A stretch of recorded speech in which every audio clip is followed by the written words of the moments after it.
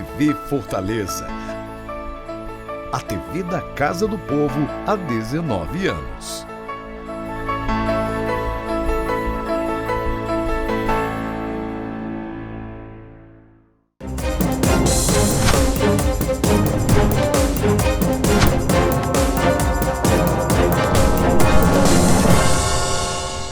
O processo eleitoral no Brasil, em um sentido mais amplo, são as fases organizativas das eleições, compreendendo também um período breve depois da votação.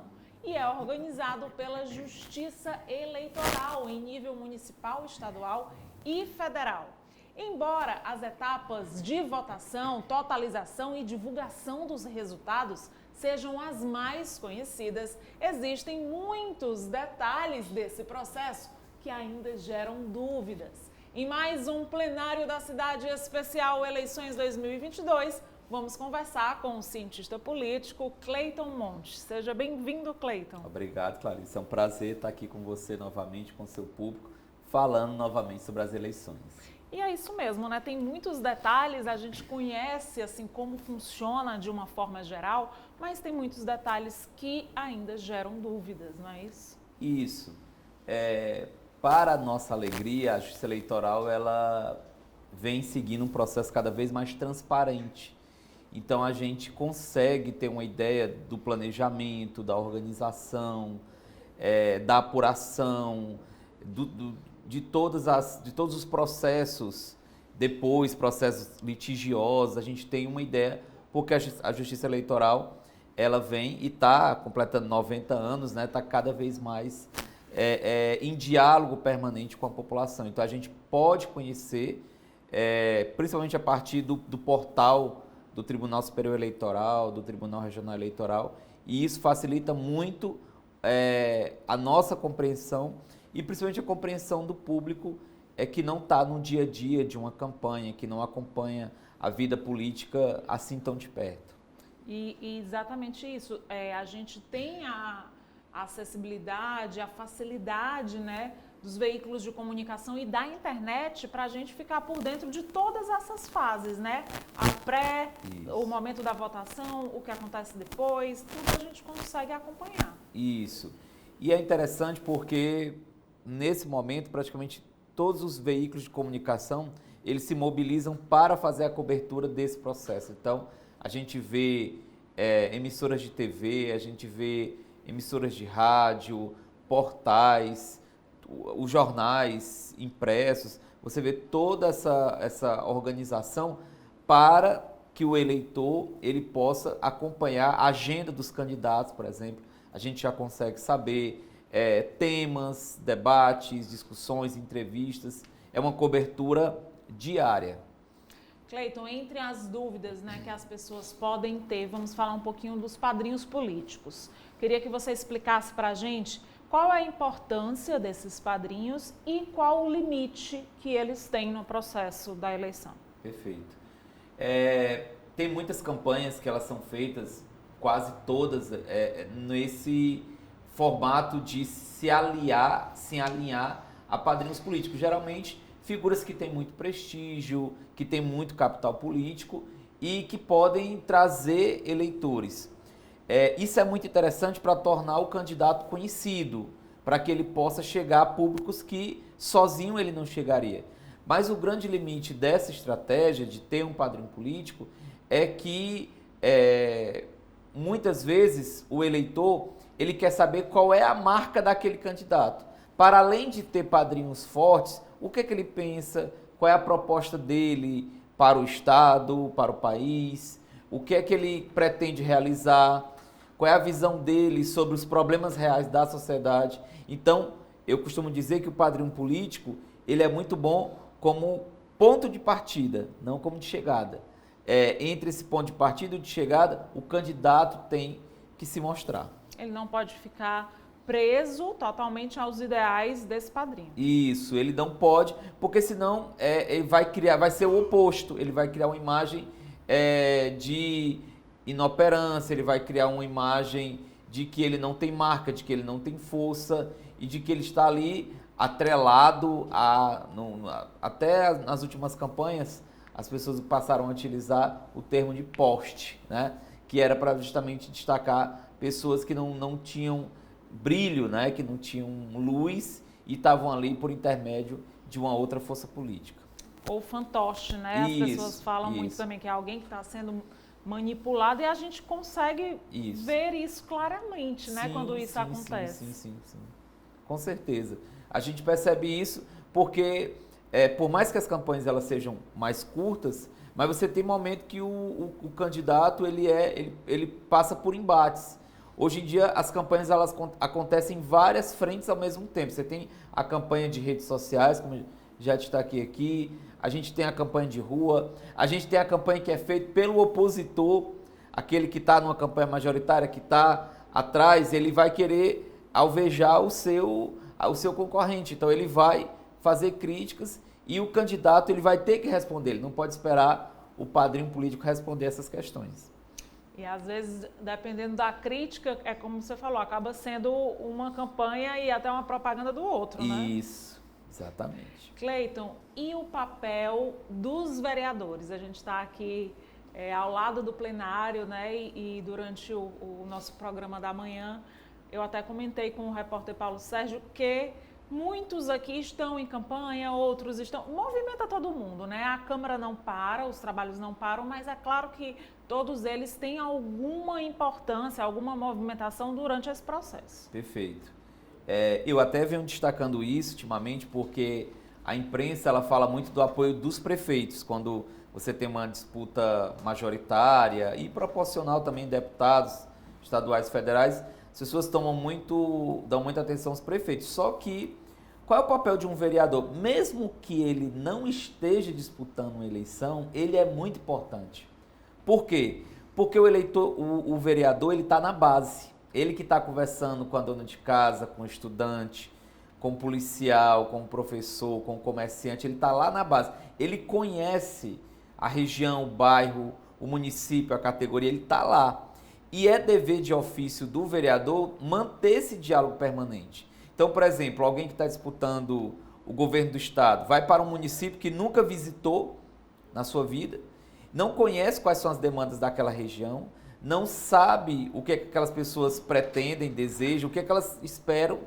E muitas vezes o prefeito, claro, ele tem capital político, ele atrai votos, mas muitas vezes ele não consegue ter esse diálogo permanente com as pessoas. O vereador faz isso, né? Então, quando você tem uma rede forte, participativa de vereadores que realmente articulam ações de adesão, seja em Fortaleza ou no interior do estado, você tem uma campanha que tem muitas chances de vitória, uma campanha muito competitiva. Por isso que eu estou destacando, os vereadores, eles são elos nessa corrente, são elos muito importantes para a gente compreender a eleição. Seja eles se candidatando, como a gente tem hoje aqui na Câmara Municipal de Fortaleza, muitos candidatos, e mesmo quando eles não estão, quando eles não são protagonistas no processo, eles atuam nos bastidores e nas ruas. A gente vê isso em toda a campanha.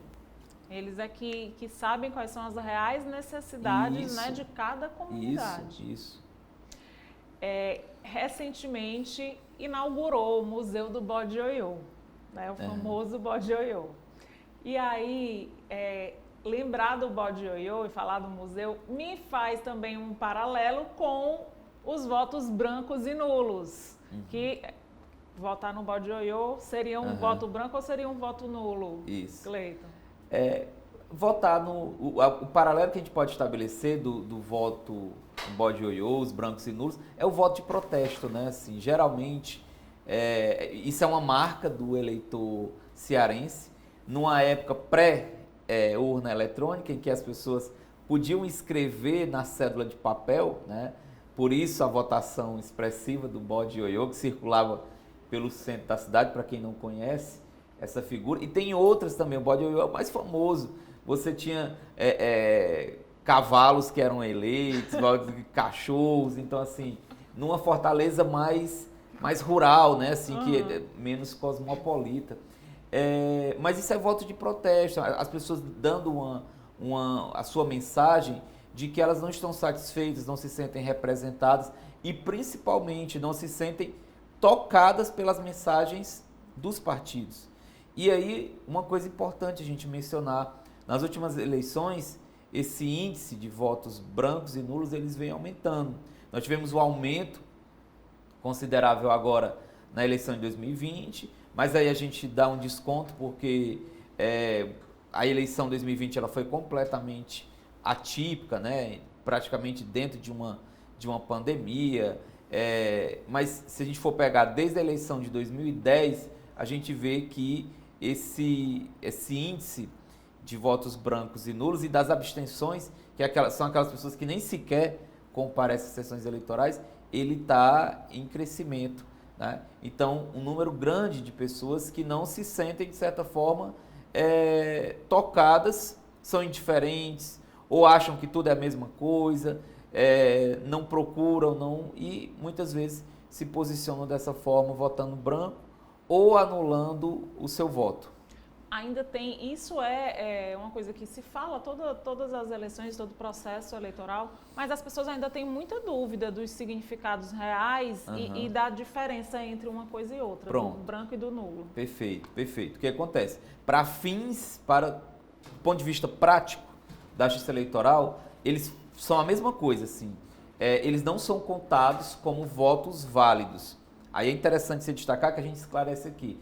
Muita gente pergunta, se eu votar branco, o meu voto vai para algum partido? Se eu anular meu voto, vai ajudar quem está lá na frente da disputa? Isso não existe, né? A votação, os votos brancos e nulos, eles são excluídos dos votos que são realmente computados para a distribuição de vagas entre partidos, coligações, federações. Então, eles não entram, né? É como se você nem fosse votar. Isso, eles não entram na contagem, eles são computados, porque a Justiça Eleitoral informa quantas pessoas votaram branco, votaram nulo. A pessoa, ela cumpriu com a sua obrigação eleitoral, porque ela não cumpre quando ela não vai votar, que é essa diferença da abstenção.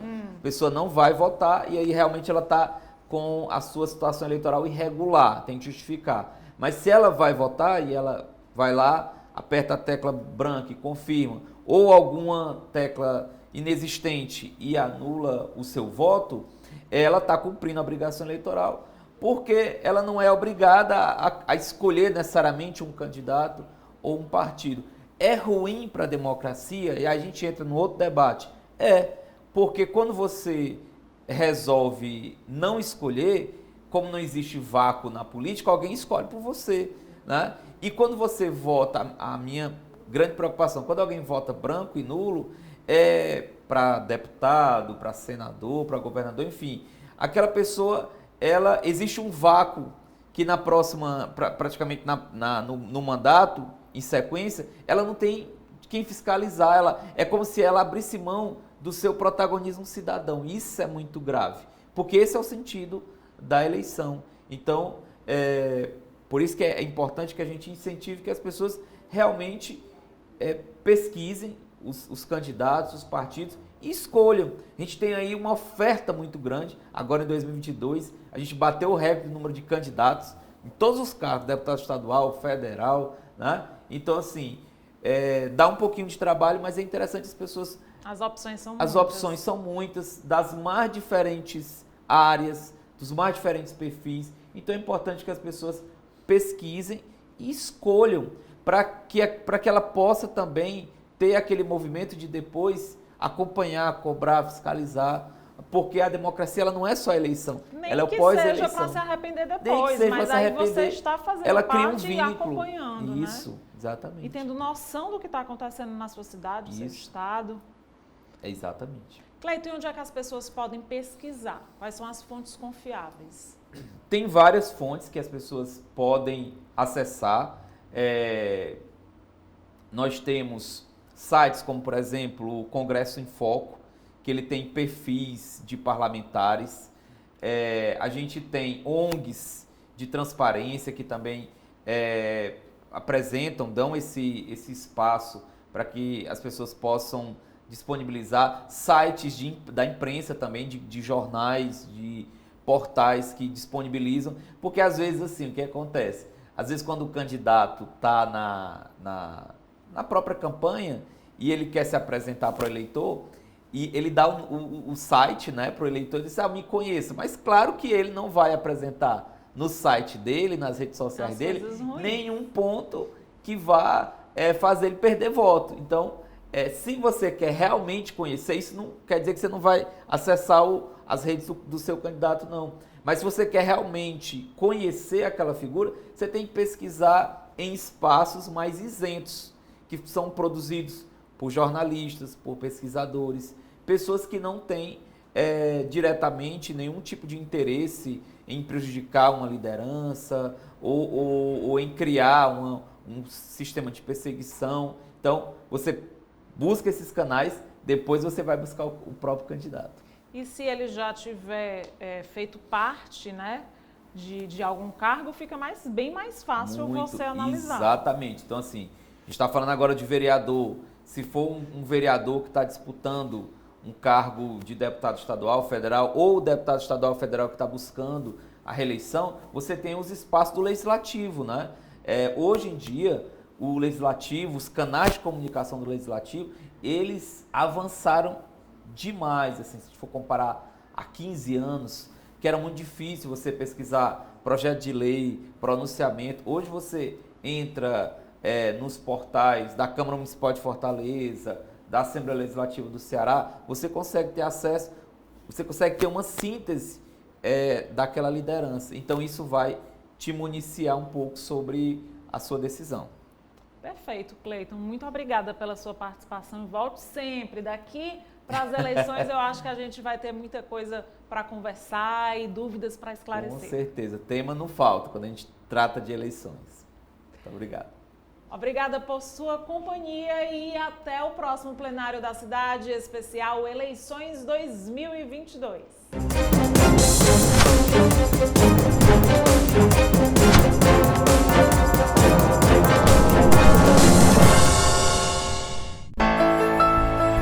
TV Fortaleza. A TV da Casa do Povo há 19 anos.